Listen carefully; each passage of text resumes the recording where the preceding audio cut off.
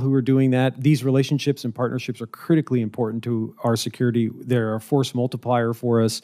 They are part of our enduring advantage, and they're at the heart of our national defense strategy. So whatever we can do to make those alliances and partnerships stronger is something that I'm going to set out to do.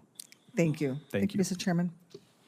Thank you very much, Senator Duckworth. Senator Schmitt, please. Thank you, Mr. Chairman. Mr. Chalet, what did you mean when you told the New York Times that the Army in particular is a pretty Bubba-oriented system?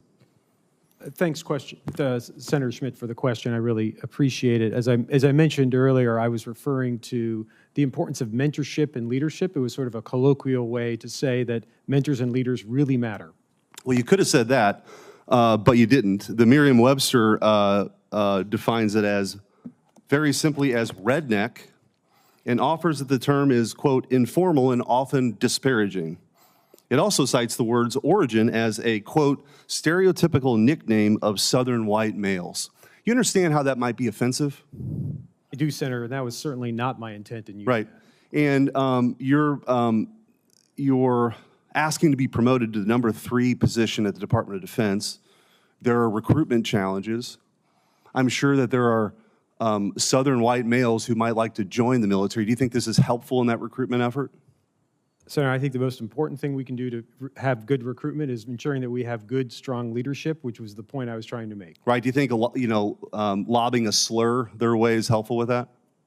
As I said, Senator, that was certainly not my intent. Okay. In your book, The Middle Way, you said that you noted that systemic racism has been a problem in this mostly white and male establishment for a long time, referring to the foreign policy establishment. Do you believe that the State Department is systemically racist? Senator, I do not.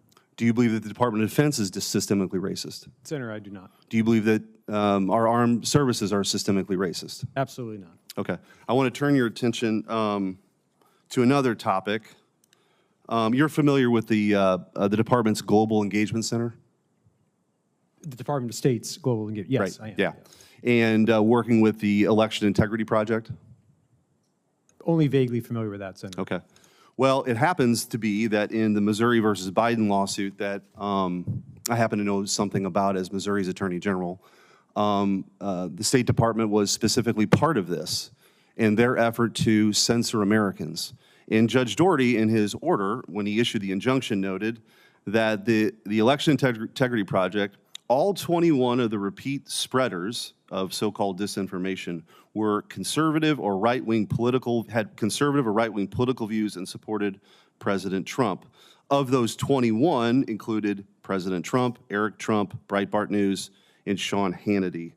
I want to ask you, do you think that the government should be telling Americans what they can see or what they can hear or what they can say? Senator, thanks for the question. What I can say is I know the work of the Global Engagement Center at the Department of State is critically important as we seek to fight disinformation, misinformation around the world. I do not know the specifics of this instance, so I'd be happy to take this back and get back to you on a more fulsome answer. Okay, so how would you combat, what would you say is the best way to combat information that you deem to be not accurate? What would be the way to do that?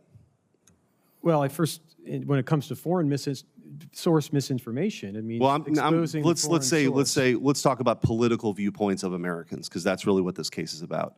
What is the best way to do that? Senator, again, I'm not familiar with this case specifically. No, I'm just asking your opinion. If there was an American, let's say the President of the United States, or a news outlet, or somebody, a resident of the state of Missouri, had a viewpoint that you thought was inaccurate, what is the best way for you as a government actor to deal with that? Senator, it's not something I'm particularly qualified to opine on, but I would say that— Well, you were a senior member of the State Department when they actively engaged in censorship, according to the judge. As I said, Senator, I'm not familiar with this case, so I'd be happy to take this back and get back to you on a more fulsome answer. Do you believe that the government should collude with big tech companies to censor speech? Senator, I do not. And you're aware that that was actually the finding of the court, right? As I said, I'm not familiar with this case. Okay. Well, I'm informing you, and I'll be happy to follow up, but the judge's ruling found that the State Department, through this election integrity initiative, was censoring Americans, threatening legal action if they didn't censor Americans, threatening antitrust investigations if they didn't censor Americans. I find that this activity that isn't talked about a lot up here is could be devastating to the fundamental right of free speech in this country. And the fact that people have the right to speak their minds, even if you don't agree with it, even if you think it's inaccurate, the best way to deal with that is more information. So I would encourage, as you go back to the State Department or whoever you talk to, that's legit. But working to censor America, the government has zero business telling Americans what they can say, what they can hear, what they can think. And they also can't outsource that censorship to big tech giants, which is exactly what happened here. And I'm troubled by the fact that you were center stage in this.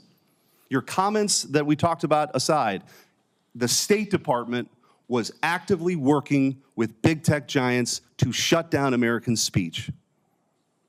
And so, you know, your testimony here doesn't give me any greater comfort as you're seeking a promotion. It's with that, Mr. Chairman, I yield back.